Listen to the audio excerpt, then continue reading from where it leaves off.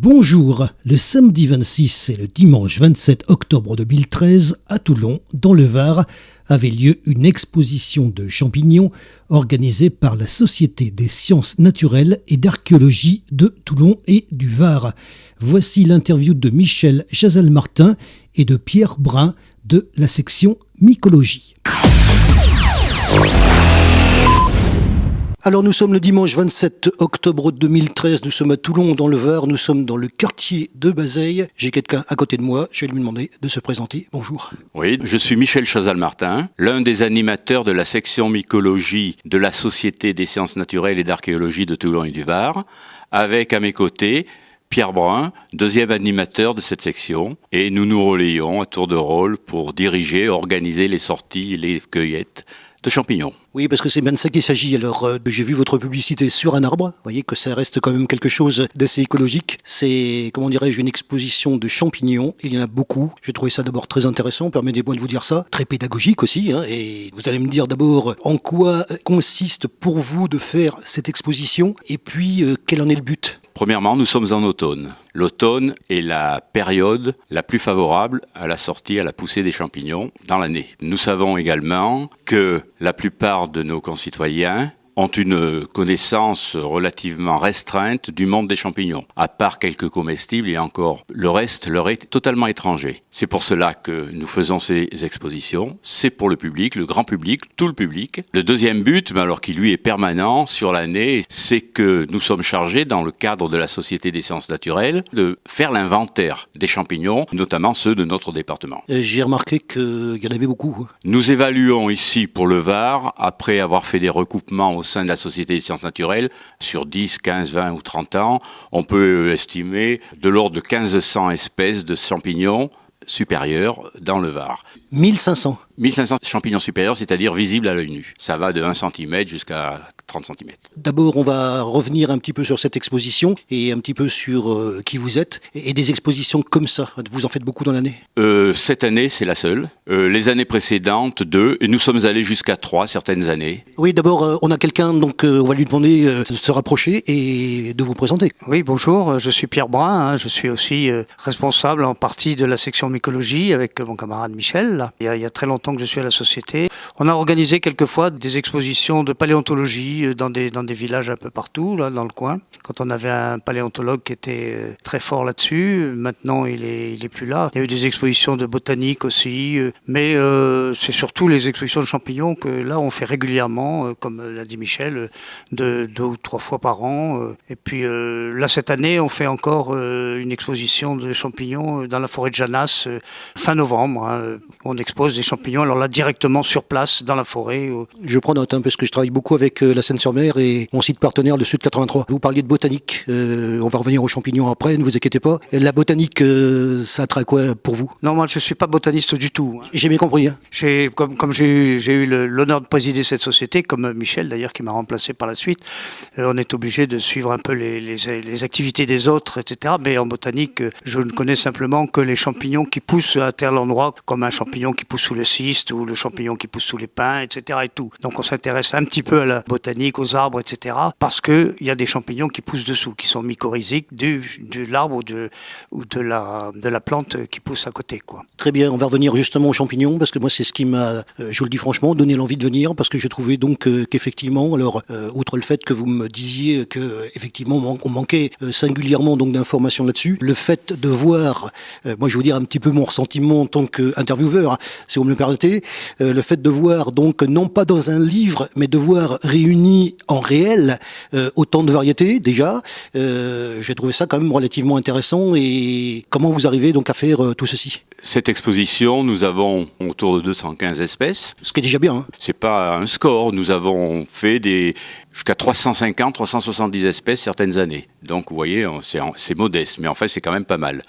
Ça permet aussi de montrer, alors donc justement les différences de forme, de grandeur, de grosseur, de couleur aussi. Écoutez, le but effectivement est de montrer toutes les espèces. Hein. Vous avez dû remarquer tout à l'heure en faisant vos photos que tous ces champignons sont disposés selon un ordre bien précis, une classification que nous suivons, toujours la même d'ailleurs pour que les gens ne soient pas trop perdus. Et nous tenons compte compte, donc, bien entendu, essentiellement des critères visibles, donc les critères visibles à l'œil nu, en utilisant nos 5 sens pour faire la détermination de ces champignons. Notre souci, c'est que le public, lorsqu'il va à l'accueil des champignons, c'est souvent en famille d'ailleurs, les pères, la mère, les enfants, puissent déjà avoir quelques repères. Alors nous commençons par les grands groupes, et vous avez pu voir les premiers que l'on présente, le groupe des bolets, bolétales, ce sont les champignons qui, sous le chapeau, ont des pores, des tubes qui se terminent par des pores, et cette partie-là, sous le chapeau, c'est l'hyménium, la partie fertile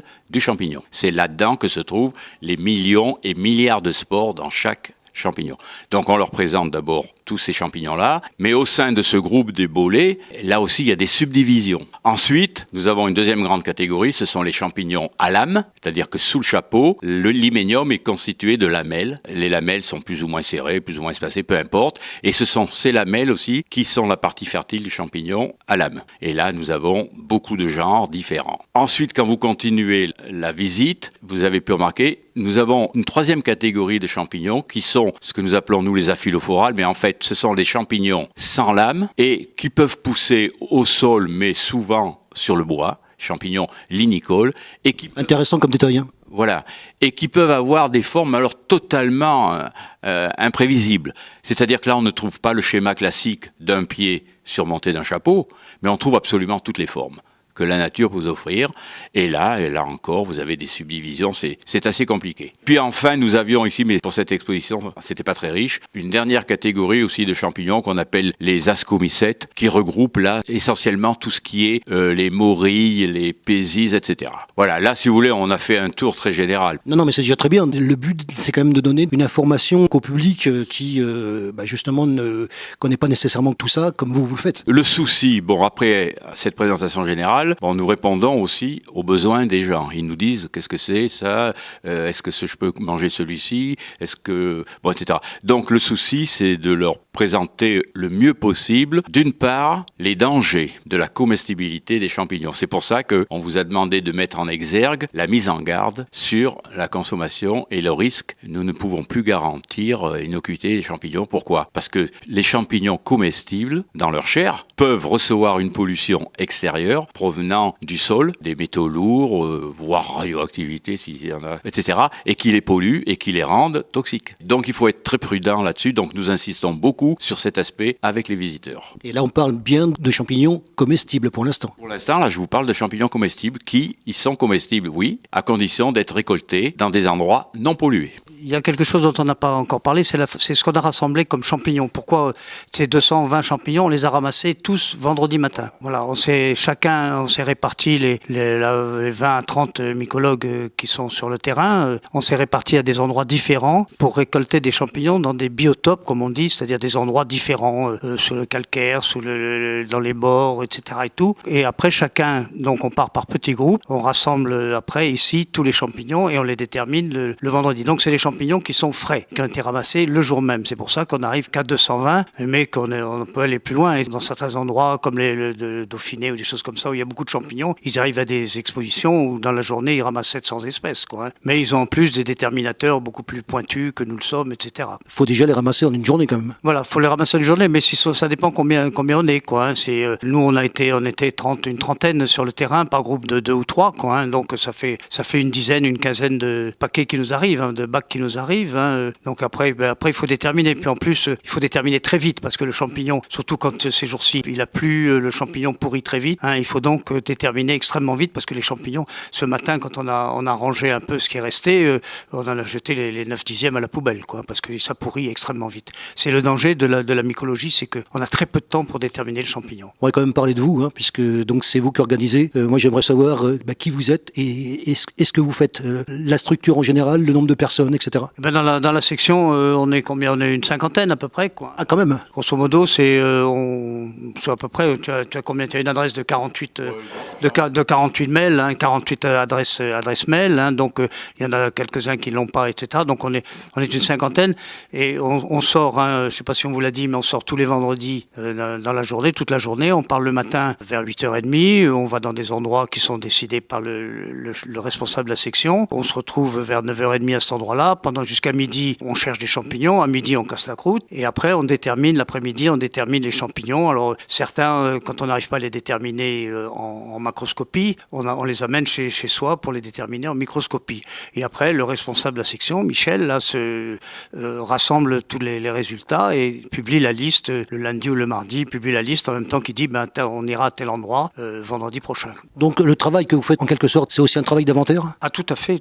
On a mis sur ordinateur les récoltes depuis, je sais pas moi, depuis moi personnellement, j'en ai depuis une quinzaine d'années, et ceux d'avant, on l'ont fait aussi, quoi. Donc on a un inventaire complet, un inventaire des endroits où on va. C'est pas partout non plus, quoi. Pour compléter ce que vient de dire Pierre, nous publions aussi périodiquement, pas forcément tous les ans, mais tous les 2 ou 3 ans, toutes les espèces que nous avons récoltées dans l'année dans nos annales. Parce que nous avons des annales qui sont publiées semestriellement. Et dans ces annales, nous donnons la liste des espèces récoltées. Alors on a eu plein de détails sur vous, sur les champignons, etc. Donc on va donc poursuivre justement sur, une section mycologie. Oui, écoutez, je vais vous donner un peu le profil, si vous voulez, des personnels de cette section. Bon, déjà, nous sommes tous retraités, à peut-être 1 ou 2 exceptions près. Donc, l'âge s'étale de 60 à 97 ans. Les origines, nous sommes plusieurs militaires. Vous avez l'amiral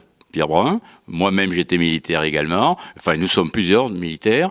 Des médecins. Des enseignants, des professions libérales, autres, etc. Vous voyez. Mais nous travaillons tous en autodidacte. On n'a pas au préalable de formation scientifique concernant la mycologie. Nous sommes tous mis au travail, par amour, par passion, comme vous voulez, pour étudier et essayer de maîtriser un petit peu ce monde des champignons. Justement, est-ce qu'on peut employer dans cette activité le terme passion ? Ah oui, il faut. Ah, ça m'intéresse ça. Faut être mordu quand même, oui, parce que, vous savez, c'est lourd, hein. Pierre vous l'a dit tout à l'heure, nous sommes sur le terrain depuis...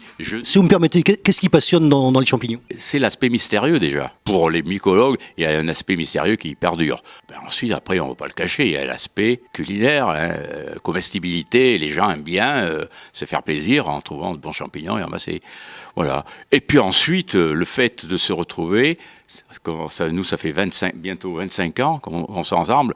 Nous formons une équipe très soudée. C'est la convivialité de toutes ces sorties que nous faisons, pique-niquer ensemble, déterminer sur le terrain ensemble. Sorties, mais qui ont un but quand même. Ça, il faut le noter. Hein. Oui, sorties scientifiques, si vous voulez. Le but est quand même de récolter le maximum d'espèces et de les déterminer, c'est-à-dire leur donner leur nom scientifique, un nom de genre suivi du nom d'espèce. Il y a toujours, pour la désignation d'un champignon, mais c'est vrai dans les autres, c'est vrai en botanique, vous avez toujours 2 noms, Boletus et Dulis. Boletus, c'est le nom de genre, et Dulis, c'est l'espèce dans le genre. Donc, on a tout ce travail à faire dans la foulée de la cueillette. Cette section, elle s'inscrit dans un cadre plus général. Voilà, comme je vous l'ai dit tout à l'heure au début, nous faisons partie de la Société des sciences naturelles et d'archéologie de Toulon et du Var, excusez pour la longueur. Au sein de cette société, il y a une section botanique qui tourne très très bien aussi. Il y a une section minéralogie, une section entomologie, une section paléontologie. Et puis, il y a la partie archéologie, puisque dans le titre de la société, vous avez l'archéologie. Mais l'archéologie est installée ici au Centre archéologique du Var. Ce sont eux qui nous accueillent, qui nous prêtent les locaux aujourd'hui, et qui, au point de vue travail, sont indépendants de la société. Mais ils font toujours partie de la société malgré tout. Ils publient de temps en temps dans nos annales, ils publient des articles également. Oui. C'est tout un ensemble. Et cette société est une vieille dame qui a plus d'1 siècle d'existence, puisqu'il faut remonter en 1898 le départ de cette société. Alors au niveau de la Société des sciences naturelles, qu'est-ce qu'on peut avoir justement comme autre élément d'information ? Alors nous l'avons déjà dit, il y a des sections comme la mycologie, la botanique ou l'entomologie qui ont leurs activités propres, hebdomadaires ou à d'autres périodicités, peu importe, et qui concernent une partie des sociétaires, ceux qui veulent bien entrer dans ces sections-là. Mais En plus, la société offre à tous ses sociétaires un cycle de conférences annuel qui s'étale du mois d'octobre au mois de mai. En général, il y a 6, 7, 8 conférences qui sont ouvertes au public et gratuites et qui se déroulent à la salle Mozart. La société propose également des sorties culturelles. Le but, c'est quand même d'apprendre sur le plan culturel. Nous vous avons donné un exemple. Il y a 8 jours, nous sommes allés visiter l'église orthodoxe Saint-Michel à Flaïosque et nous avons visité une bambouserie à Montauroux. Ce qui fait que ces sorties ont 2 aspects culturels et puis en même temps touristiques. Et là, il y en a actuellement 4 à 5 dans l'année.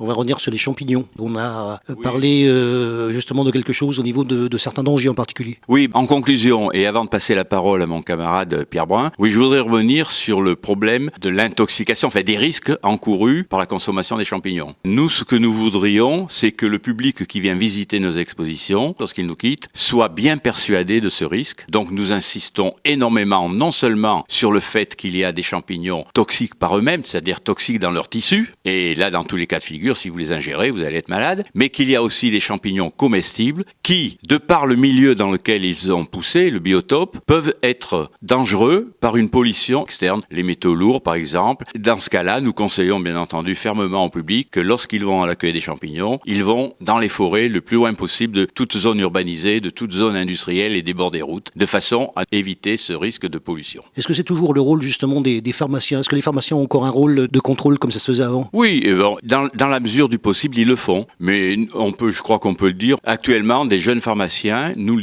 disent eux-mêmes que dans leur cursus, ils ont des fois 5-6 heures de mycologie, mais de généralité en mycologie. Alors que les pharmaciens de notre génération, beaucoup étudiaient les champignons, mais vraiment sur le terrain et tout, étaient capables donc de déterminer, vous leur amenez un panier, ils étaient capables de dire, oui, ça, vous pouvez le consommer, ça, oui, le reste, non. Actuellement, toutes les pharmacies n'accepteraient pas de le faire. C'est en fonction de leurs compétences respectives, ça. Nous ne les connaissons pas toujours. Non, mais c'est intéressant justement de voir l'évolution dans ce domaine. Oui, non, là, je peux pas en dire davantage là-dessus. Il faut être extrêmement prudent en matière de consommation de champignons. On va continuer avec les conclusions. Vous aviez quelque chose à dire à ce sujet ? Oui, alors moi, je voulais simplement dire que cette société est une société qui réunit beaucoup de gens qui sont très conviviaux. Moi, je peux prendre mon exemple. J'ai pris ma retraite il y a 23 ans et très vite, je me suis inscrit à la mycologie, à cette société de sciences naturelles en mycologie, pour aller ramasser des champignons pour les manger, bien sûr. Et puis petit à petit, vu la gentillesse de tous les gens que j'avais autour de moi, la convivialité générale, je me suis laissé prendre au jeu. J'ai appris à déterminer quand même un peu quelques champignons qui n'étaient pas comestibles, que je suis content de retrouver, comme on retrouve un vieux copain, en disant tiens voilà un copain que je rencontre dans les bois, c'est un Stropharia aeruginosa, il n'est pas comestible, mais je te connais, toi je te connais, je t'ai déjà vu, etc. Donc c'est très sympa. Et puis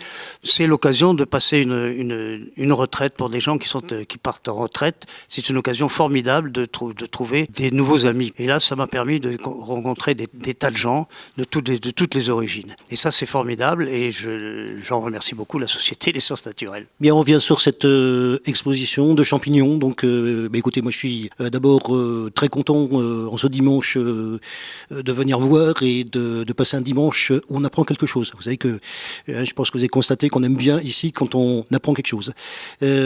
Justement à propos de cette exposition et peut-être des suivantes aussi, ça va se passer comment pour les suivantes, quel rythme, etc. Voilà, écoutez, pour répondre à cette question, notre souhait, d'une part, c'est de pouvoir continuer à faire des expositions. Alors à quel rythme ? 1, 2, 3, ça dépend de l'année, ça dépend d'un tas de critères, de disponibilité et autres, mais c'est important. Bien sûr, nous aimerions que le public adhère davantage à ces expositions. Et nous nous interrogeons parfois sur ce qui empêche justement, est-ce un manque d'information ou est-ce un manque de motivation de la part du public ? Donc votre souhait justement, ce serait qu'il y ait un petit peu plus de monde à vos expositions ? C'est tout à fait ça. Ces expositions sont faites pour le public le plus large possible. Autrement dit, la famille avec les enfants, tout ça, voilà. La mycologie est la science étudiant les champignons, assez proche de la botanique qui étudie les plantes. Cette exposition permet donc de voir en réel beaucoup de variétés de champignons, dont certaines variétés ne sont pas nécessairement connues par le grand public. Elle a donc une valeur pédagogique certaine. Elle méritait donc la réalisation d'un sujet. Retrouvez nos sujets sur la chaîne YouTube KXTC Podcast. Vous pouvez retrouver également nos informations sur la page Facebook KXTC Podcast ainsi que sur Twitter. Je vous souhaite une excellente matinée et je vous retrouve très très vite sur un prochain reportage pour KXTC Podcast.